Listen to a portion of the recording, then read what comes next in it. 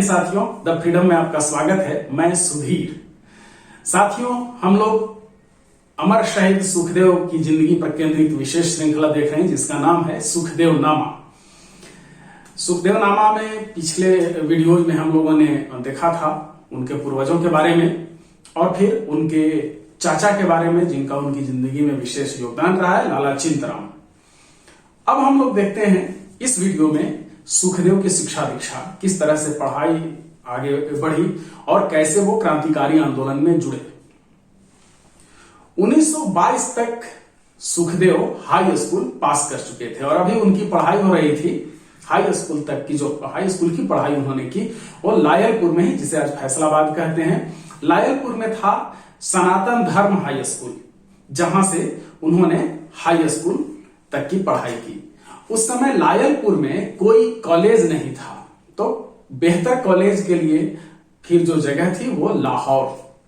तो लाहौर जाने के लिए ये बना। लाहौर में डीएवी कॉलेज था और फिर नेशनल कॉलेज था। इसके अलावा भी कुछ और कॉलेज थे, लेकिन दो कॉलेज पर मुख्य रूप से कहां दाखिला लें ये बहस घर में होने लगी।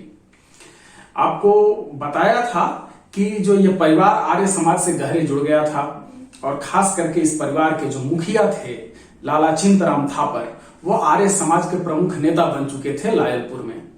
जिन दिनों की ये बात है जब कॉलेज में एडमिशन लेना है, तो चिंतराम अंबाला जेल में कैद थे। उस समय गांधी के आंदोलन में उन्होंने भाग लिया था, असहयोग आंदोलन में, और उसके कारण उन्हें जेल में बंद कर दिया गया था। और इधर वही समय था एडमिशन का, जब कॉलेज में एडमिशन हो। चिंतराम चाहते थे कि डीएवी कॉलेज में एडमिशन हो, सुखदेव खुद चाहते थे कि नेशनल कॉलेज में एडमिशन लें। और इस पर वो जिद पर अड़ गए। मां को अपने साथ, अपनी मां रली देवी को उन्होंने लिया और वो गए मिलने जेल में अंबाला अपने चाचा से, चिंतराम थापर से।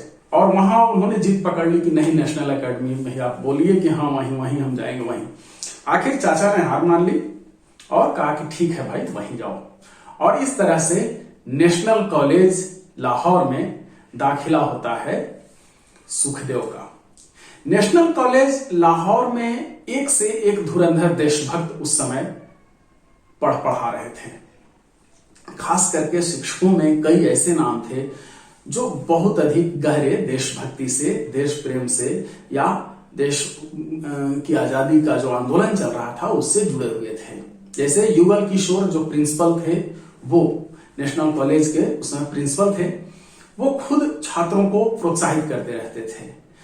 नेशनल कॉलेज में ही एक शिक्षक थे परमानंद, जो काले पानी की सजा काट करके आए थे। तो वो छात्रों को काले पानी की सजा सुनाया करते थे, कैसे वो लड़ते थे वहां काले पानी में, क्या क्या कैसे उनसे तेल पिरवाया जाता था, नारियल की रस्सी बंटवाई जाती थी, नारियल कुटवाया जाता था, खाने पीने के लिए कैसे बहुत कम दिया जाता था, कितना अधिक प्रताड़ित किया जाता था, रहना कैसा होता था। ये सारे किस्से वो विद्यार्थियों से साझा करते थे। खास तौर पर जो विद्यार्थी सुनना चाहें, भगत सिंह और सुखदेव वगैरह कुछ ऐसे छात्र थे जो प्राय उनके घर चले जाते थे उन कहानियों को सुनने, उनसे सीखने की कैसे क्रांतिकारी लड़ाई लड़ी जाती थी, कैसे आप लोग लड़ते थे, काले पानी में क्या क्या हुआ, सजा कैसे क्या भोगना पड़ सकता है, कितना कष्ट होता है, ये सब कहानियां सुनने में बहुत मजा आता था। और मथुरा दास थापर ने लिखा है सुखदेव के भाई ने कि सुखदेव और भगत सिंह ऐसे कुछ साथी चले जाते थे। एक कमरा किराए पर लेकर के लाहौर में ये लोग रह रहे थे। याद रखिए कि सुखदेव का जब एडमिशन हुआ तो साथ में उनके चचेरे भाई लाला चिंतराम थापर के बेटे जयदेव का भी एडमिशन हुआ वहीं, और दोनों वहां साथ में रहते थे, साथ में पढ़ते थे। अब कमरा किराए पर था, साइकिल वहीं लगाई रहती थी। भगत सिंह का कमरा कहीं अलग था, लेकिन प्रायः वो सुखदेव के कमरे पर आया करते थे। साइकिल दोनों के पास थी, भगत सिंह के पास भी और सुखदेव के पास भी साइकिल वहीं लगी रहती थी, जो जहां सुखदेव का किराया वाला कमरा था, मकान था वहां पर।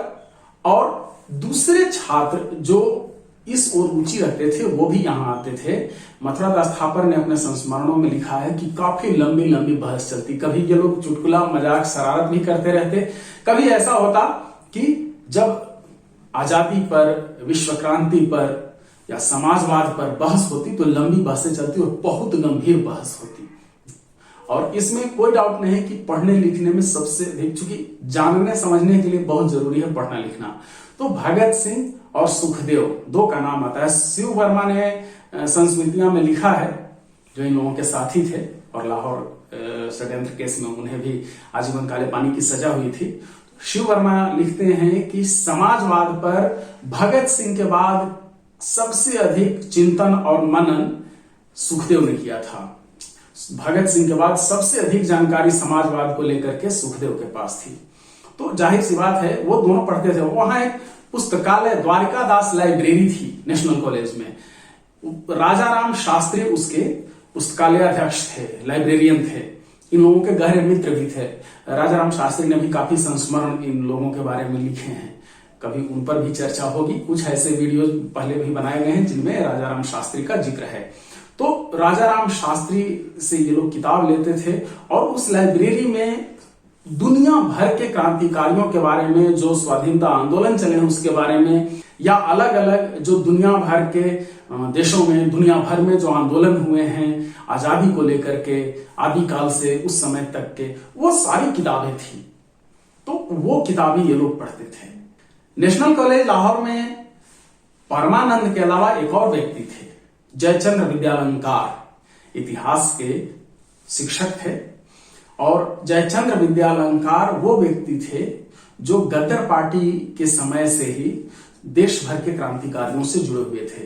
बाहर का कोई भी क्रांतिकारी कभी आता था तो वो जयचंद्र विद्यालंकार से मिलता था। और ये भी कहा जाता है कि सुखदेव भी जो क्रांतिकारी दल से जुड़े या बाकी क्रांतिकारियों से परिचय हुआ तो जयचंद्र विद्यालंकार के ही माध्यम से। यहां तक कि भगत सिंह का भी पहली बार सचिंद्र नाथ सान्याल से परिचय करवाया, मिलाया था जयचंद्र विद्यालंकार ने ही।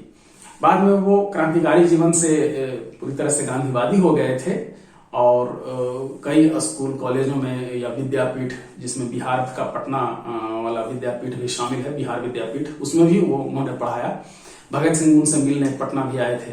तो और फिर आजादी के बाद उन्होंने बहुत सारी किताबें लिखी। आप जयचंद्र विद्यालंकार के नाम से तलाशेंगे तो गूगल पर भी बताएगा कि वो। तो जयचंद्र विद्यालंकार भी नेशनल कॉलेज में थे और वो भी विद्यार्थियों को काफी अधिक प्रोत्साहित करते थे और टोह लेते थे, देखते थे कि किस विद्यार्थी में कितनी आग भरी हुई है, कौन विद्यार्थी क्रांतिकारी बन सकता है। तो इस तरह से हम लोग देखते हैं सुखदेव की जिंदगी में कि उन छात्र जीवन में जब उन्होंने प्रवेश किया, खास करके जब नेशनल कॉलेज में पढ़ रहे थे, वो क्रांतिकारियों के संपर्क में आने लगे। उनके जीवन पर क्रांतिकारियों की छाया मंडराने लगी।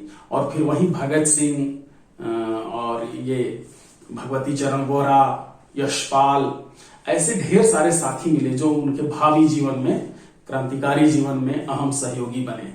एक और इंटरेस्टिंग बात वही मथुरा दास ने अपने संस्मरण में लिखा है कि भगत सिंह प्राय यहाँ रहते थे और मथुरा दास को उन्होंने कह रखा था कि देखो मेरे पिताजी कभी भी यहाँ आए तो उनको बताना मत कि हम यहाँ आते हैं या हमको कभी यहाँ पर देखा है तुमने। तो उन्हें, मथुरा दास को लगा कि बाप बेटा में पटता नहीं होगा, इसलिए ऐसा कह रहे हैं। लेकिन बात यह थी कि पिताजी हमेशा सतर्क रहते थे। सरदार किशन सिंह, भगत सिंह के पिताजी, हमेशा वो टोह लेते रहते थे कहां कहां हो जाता है और प्राय उनकी सभी अड्डों पर निगरानी करते थे। तो भगत सिंह कुछ अड्डे छिपा करके रखना चाहते थे जहां वो बैठक कर सकें, साथियों से मिल सकें।